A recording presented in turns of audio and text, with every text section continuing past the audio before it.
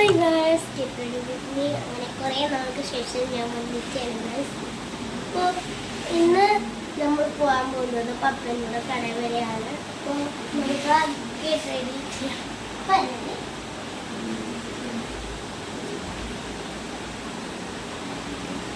ആദ്യം തന്നെ നമ്മൾ എടുക്കുന്ന പാവോടലാണ്.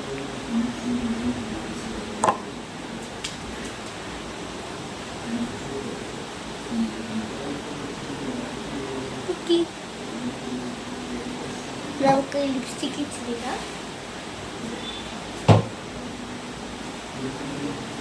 മിക്കവാറും സെക്കുമ്പോട്ട് വരും, എനിക്കറിയില്ല.